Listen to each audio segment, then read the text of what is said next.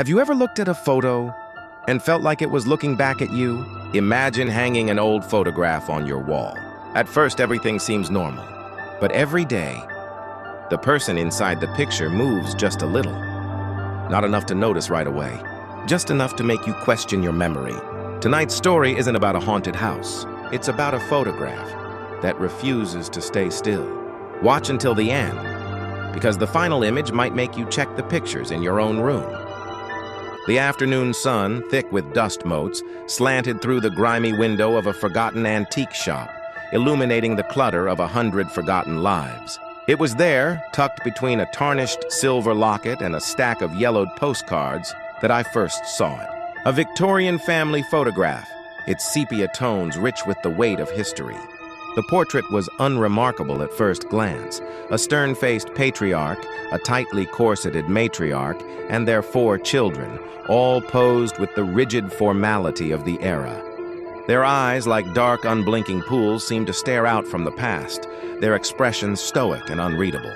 Something about the frozen moment, the sheer stillness of their captured existence, compelled me. I paid the shopkeeper a handful of coins and took the family home, unaware that I was not just carrying a piece of history, but inviting a haunting into my own present. Back in the quiet solitude of my study, surrounded by the familiar comfort of leather-bound books and historical maps, the photograph took on a different quality under the warm glow of my desk lamp. I was examining the father's waistcoat, noting the intricate brocade, when a flicker of movement caught my eye. I blinked, dismissing it as a trick of the light, a symptom of tired eyes after a long day of research. But when I looked again, I was certain. The youngest daughter, previously staring directly at the camera, now had her gaze shifted slightly to the left, her head tilted at an almost imperceptible angle. A chill, cold and sharp, traced a path down my spine. Over the next hour, the impossible became undeniable. The father's hand, once resting on his son's shoulder, now hovered inches away. Then, with a suddenness that made my heart hammer against my ribs, the eldest son was simply gone. An empty space of faded backdrop remained where he had stood moments before. One by one, they began to vanish. Panic began its slow, creeping ascent, coiling in the pit of my stomach. I was a historian, a man of logic and fact, yet what was happening defied all rational explanation. The photograph had become a stage for a silent, terrifying play. The remaining family members' stoic masks crumbled, their placid expressions contorting into wide-eyed, open-mouthed terror. I watched, a helpless spectator, as the mother's face twisted in a silent scream before she, too, was erased from the scene. Then the father, then the 2 other children, each one consumed by the encroaching emptiness. Finally, only one figure remained.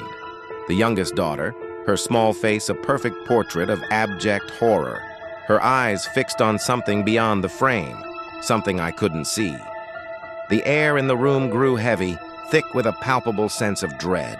My breath hitched in my throat as I stared at her, waiting, my own fear a perfect mirror of her own.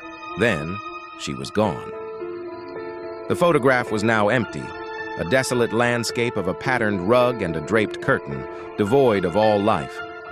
The silence in the study was absolute, broken only by the frantic drumming of my own heart. I leaned in, my face just inches from the glass, squinting into the sepia void, searching for any clue, any remnant of the family that had been. The polished surface of the photograph was dark, reflective, and staring back at me from within the confines of the old Victorian frame, captured in the heart of that haunted empty room, was my own face, my own eyes wide with an unspeakable, dawning terror. I had become the newest addition to the collection, trapped in the amber of a cursed moment, and the last thing I felt was the cold, unyielding glass pressing against my fingertips as the world outside the frame began to fade to black.